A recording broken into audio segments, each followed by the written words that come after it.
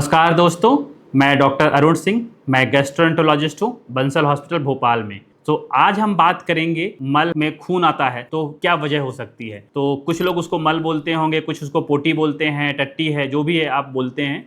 तो अगर उसमें खून आ रहा है तो उसकी क्या वजह हो सकती है और किस चीज़ का ध्यान रखना है और उसको उसका जानना क्यों ज़रूरी है। अगर ध्यान नहीं देंगे तो क्या समस्या हो सकती है। तो देखिए, मैं अगर बच्चों से बात करूं तो बच्चों में अगर पोटी में अगर ब्लड आ रहा है, खून आ रहा है, तो उसका जो सबसे बड़ा वजह होता है वो पॉलिप होता है। पॉलिप मतलब एक छोटा सा ग्रोथ हो जाता है जो आपका जो बड़ी आंत है उसका जो लास्ट का अंतिम पार्ट होता है जिसको हम रेक्टम बोलते हैं, उसमें पॉलिप हो जाता है और उसकी वजह से ब्लीडिंग होती है। तो अगर बच्चे के मल में बार बार खून आ रहा है तो आप अपने गैस्ट्रोएंटरोलॉजिस्ट को कंसल्ट करें।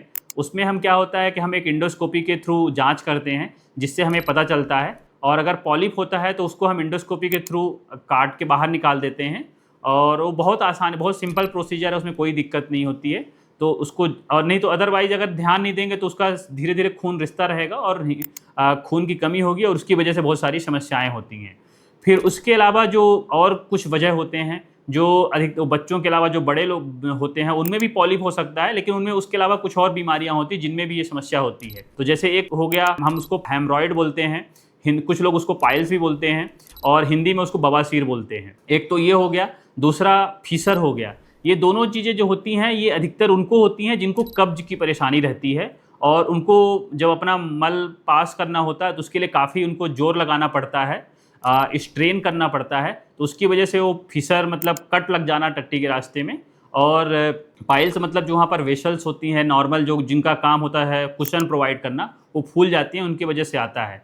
तो वो भी हम अगर जांच करेंगे, जिसके उसको प्रोक्टोस्कोपी बोलते हैं, या कि हम उसको एक सिग्मोइडोस्कोपी जो हम इंडोस्कोपी जांच करते हैं तो उससे हमें पता चलता है और उसका हमें इलाज करते हैं। तो उसमें आपको क्या है कि आपको कब्ज जो है उससे बचना है। तो कब्ज से बचने का सिंपल तरीका है कि आप हाइड्रेशन अच्छा रखें और फ्रूट्स है, ग्रीन वेजिटेबल्स हैं, इनका सेवन आप ज़्यादा करें, और प्रोसेस्ड फूड, फास्ट फूड है, इनका कंजम्पशन आप कम करें।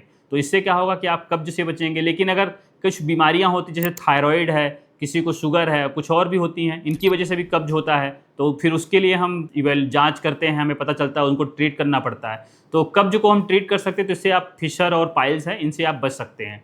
फिर कुछ और भी कारण हैं जिनकी वजह से होती है, जैसे हम उनको, जैसे उन कारणों को, जैसे एक बीमारी है जिसको हम अल्सरेटिव कोलाइटिस बोलते हैं, ये आंतों की बीमारी है। दूसरा है कि किसी को, अगर कुछ लोग होते हैं जो कि बाहर का खाना और मतलब क्या है, कंटामिनेटेड फूड ज़्यादा सेवन करते हैं, तो उससे होता है। तो उसमें क्या होता है कि बैक्टीरिया जो होते हैं उनका इन्फेक्शन हो जाता है, जिसको हम बैक्टीरियल कोलाइट की वजह से जो कोलाइटिस होता है वो बोलते हैं। दूसरा होता है कुछ लोगों को अमीबा, आप पढ़ते होंगे स्कूल में, उसका इन्फेक्शन हो जाता है, तो उसकी वजह से भी होता है। तो ये तीनों जो बीमारियां हैं, अल्सरेटिव कोलाइटिस है, एक्यूट इन्फेक्टिव कोलाइटिस है, या कि अमीबिक इन्फेक्शन है, इसकी वजह से अगर समस्या होती है जिसके लिए हम इंडोस्कोपी करते हैं और फिर आंतों को हम देखते हैं, तो उससे हमें अंदाज़ा लग जाता है और साथ में हम बायोप्सी करते हैं तो हमें पता चलता है।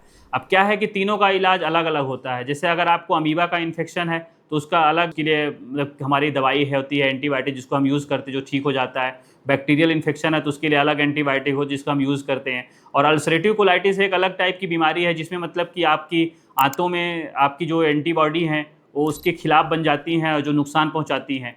तो फिर उसमें उसका इलाज बिल्कुल ऑल टुगेदर डिफरेंट होता है और लगभग लाइफ लॉन्ग मेडिकेशन की ज़रूरत होती है।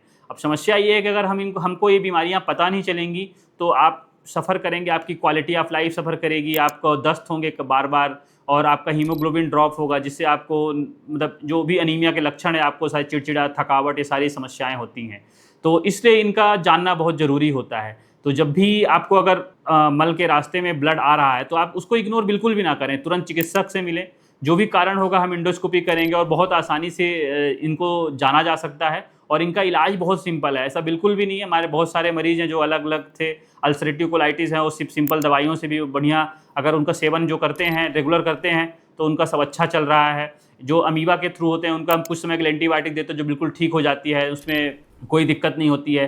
एक्यूट बैक्टीरियल इन्फेक्शन है तो उसका भी इलाज अच्छा होता है, एंटीबायोटिक देते हैं और ठीक हो जाता है। इसके अलावा जो पाइल्स और फिशर हैं तो उसमें कॉन्स्टिपेशन से बचना होता है। तो कहने का मतलब है कि जो ये सारी समस्याओं का इलाज संभव है, होता भी है, बस आपको ध्यान रखने की ज़रूरत है। अगर दोस्तों आपको ये वीडियो पसंद आया हो तो लाइक, शेयर, सब्सक्राइब ज़रूर करें। धन्यवाद दोस्तों।